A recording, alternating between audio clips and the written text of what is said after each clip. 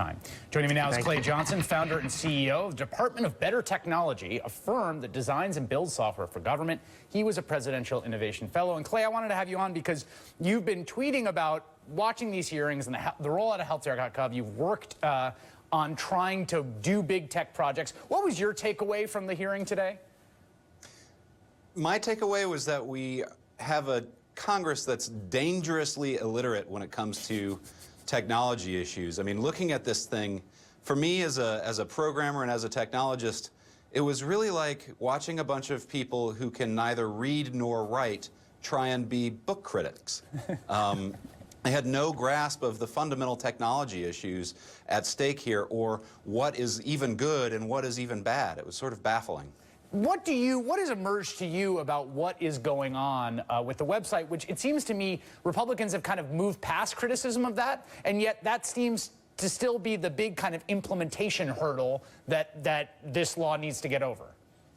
It's interesting for fiscal conservatives to sort of move on and, worry about this issue about whether or not people can keep their health insurance. You know, the system that we used, called the federal procurement process, in order to buy and build Healthcare.gov is broken. And that's responsible for $500 billion a year of spend on the federal, by the federal government. Wait, I'm sorry. And sorry, $500 billion a year? Yeah, $500 billion a year. That's T's and B's is what we're dealing with. Goes through the federal procurement system. That was the system that got the various contractors that built out this website. Right, and I think it's fundamentally broken. When you look at a website like Healthcare.gov that costs $200 million, this idea that that's acceptable is clearly false. And so I think you have to take a step back and look at the thing that created it. You have to look at the idea that maybe we're not selecting the best vendors or the best people aren't working on this. Look, when you build a technology project, you need three things. You need money, you need time, and you need talent. We had plenty of money and we had plenty of time. So, that's an interesting critique. Do you think that there is any way to reform that process so that in the short term needed to get implementation up and running, or is this a bigger picture thing for the big tech projects the government is inevitably will have to do down the line? Look, the standings group came out last week and said that 94% of federal IT projects of above $10 million fail. The federal IT budget alone is $81 billion a year. 94% of federal IT projects above $10 million fail. Right. And the federal IT budget is $80 billion a year.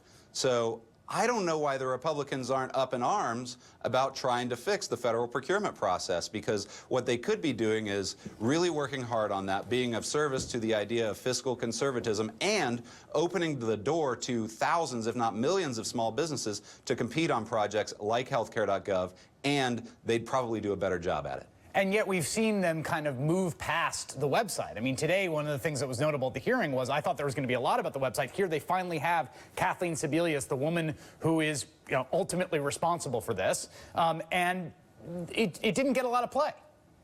Yeah, it was interesting. Last week at the hearing with the contractors, Marsha Blackburn was asking about error logs and asking about, HTTP requests and all kinds of technical stuff. And this time she was talking about red Solo cups and crystal straws. It was sort of, as a person who wants to see the federal procurement process changed myself, I was sort of sad to see the right especially, but also the left sort of move on from the actual website.